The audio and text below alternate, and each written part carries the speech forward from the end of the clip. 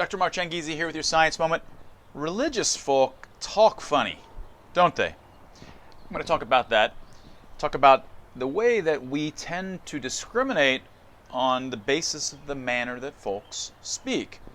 And it's a kind of illusion. It's a kind of perceptual illusion that actually is very similar to something that we talked about in, 30s or 40s, Science Moment 30 or 40, talking about actually skin color and how your own skin color, or that which you're most familiar around you, once you adapt to it, you become highly adapted to it, and you're very good at seeing the color modulations around it. And also, if you adapt to the facial looks of the ethnicity that you're used to, you're good at distinguishing the different kinds of faces and the different kinds of facial expressions that deviate from that kind of average. But you're not as good at faces or colors that are far from what you're generally used to. And so that makes you actually prejudiced, sort of instinctually prejudiced in some sense, because you're less able to recognize the differences amongst the individuals in those other groups, and you're less able to distinguish the different kinds of emotional expressions amongst individuals within that group. So they seem to be less emotionally filled than your own folks that you're used to. These are called perceptual adaptation. They even happen for saliva. Your saliva tastes like nothing. And so that means that you're really, really good at distinguishing between all of the different kinds of tastes and things that happen, all the different kinds of things you eat.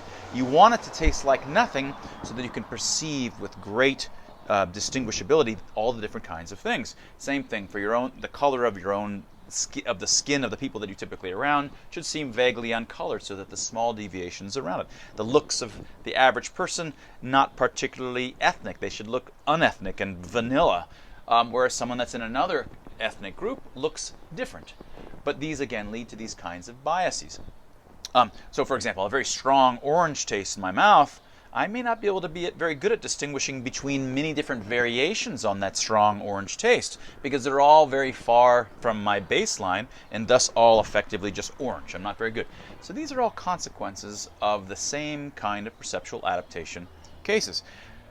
But there's another kind it's all the same stuff, and it concerns accent. And I started it off concerning religious folk who get a lot of flack, but it's not just religious folk.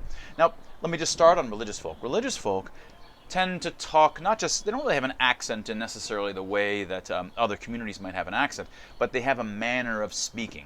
So instead of saying, like I might say, "Oh, I was thinking about you last week because I remember that you were sick," they might instead say, "I prayed for you," or "You were in my prayers," or "I talked to Jesus about you." I'm sure I'm getting it wrong, but that's just the same thing.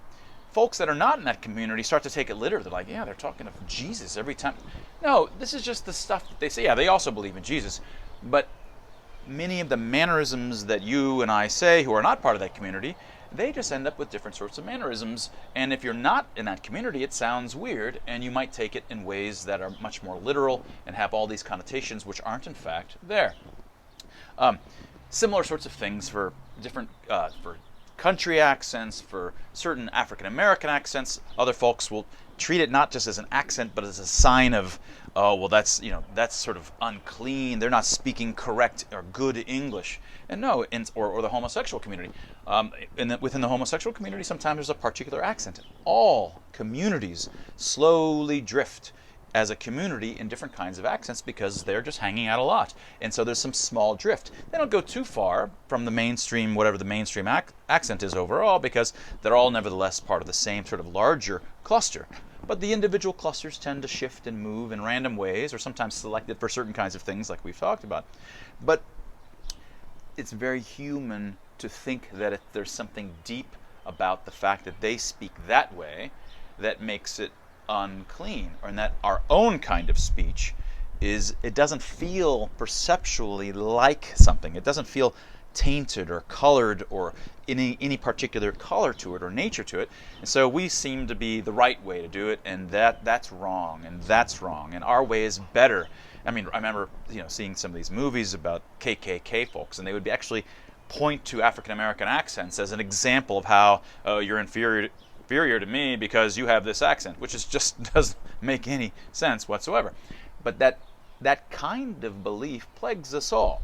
And if you're not careful about it, you'll start to think that religious folks or this community or that community is somehow lower than you, And it follows from these perceptual biases that we're all potentially, that we can all suffer from. So don't let that affect you. Don't stereotype these other communities as somehow lower or different just because they have different ways of talking.